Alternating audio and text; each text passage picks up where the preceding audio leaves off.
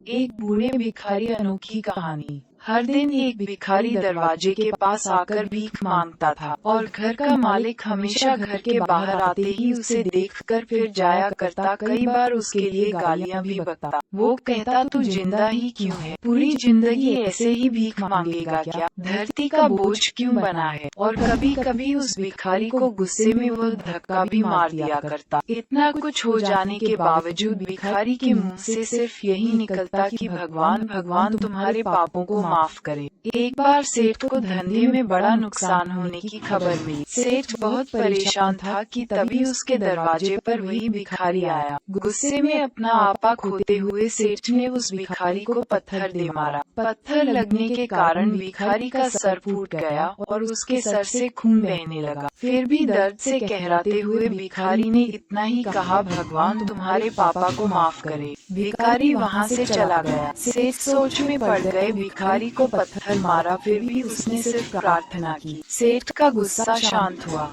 सेठ का मन शांत हुआ भिखारी का रहस्य जानने के लिए।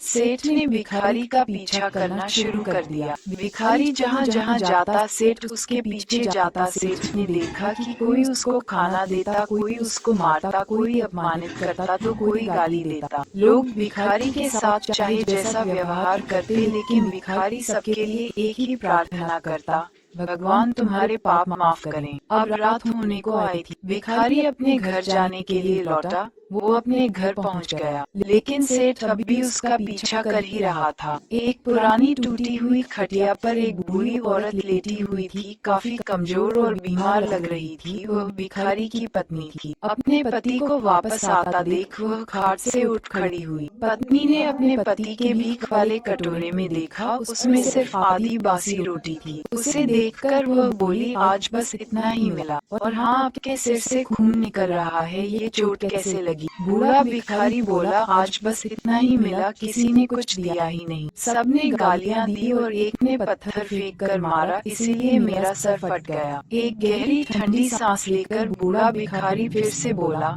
यह मेरे ही पापों का फल है। तुम्हें याद है कुछ सालों पहले हम कितने अमीर थे? क्या कुछ नहीं था हमारे पास? हमारे पास हर चीज जरूरत से ज्यादा थी, लेकिन हमने कभी दान नहीं किया। और उससे भी बुरा हमने उस अंधे भिखारी के साथ किया जो हमारे द्वार पर भीख मांगने आया करता था।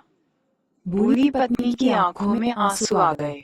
वह बोली, हाँ, हम उस बेचारे अंधे के साथ बहुत बुरा करते थे, उसका अपमान करते थे, उसे खाने के लिए रोटी की जगह कागज दिया करते, उसका मजाक उड़ाया करते और कभी कभी मारा भी करते। मैंने कभी उसको रास्ता नहीं दिखाया। एक बार मैंने उसके मुंह पर मिट्टी भी फेंकी थी और वह हमेशा दुखी होकर यही कहता कि भगवान तुम्हें तुम्हारे किए की सजा देगा, भगवान तुम्हारे पापों की सजा जरूर देगा। उसका श्राप सच हुआ और हम इस दुख भरी जिंदगी में आ गए। भिखारी बोला, हाँ, उसका श्राप सच हुआ, इसलिए मैं किसी को बददुआ नहीं देता, चाहे कोई मेरे साथ कैसा भी बर्ताव करें, मैं हमेशा उसके लिए प्रार्थना करता हूँ। मैं नहीं चाहता कि कोई भी हमारे जैसे जिंदगी का अनुभव करे, किसी को भी हमारे जैसे दुखों का सामना करना पड़े। वो नहीं जानते कि वह कितना बड़ा पाप कर रहे हैं, इसलिए अनजाने में हुए पाप की ऐसी सजा किसी को भी मिले, मैं नहीं चाहता। सेठ वहीं पर छुपकर यह सारी बातें सुन रहा था। अब उसे सब कुछ समझ में आ गया था। भिखारी और उसकी पत्नी ने वह आधी रोटी मिल बांट कर खाए और भगवान को धन्यवाद बोलकर सो गए। अगले दिन बड़ा भिखारी फिर से भीख मांगने गया। सेठ के घर के पास जाते हैं। सेठ ने पहले से गर्म रोटियां उसके लिए निकाल कर रखी थी। उसे देते हुए सेठ विनम्रता से बोला, माफ कर दीजिए बाबा, उसे बहुत बड़ी गलती हो गई। बूढ़ा भिखारी बोला, भगवान तेरा भला करे। इतना कहकर वह आगे निकल गया।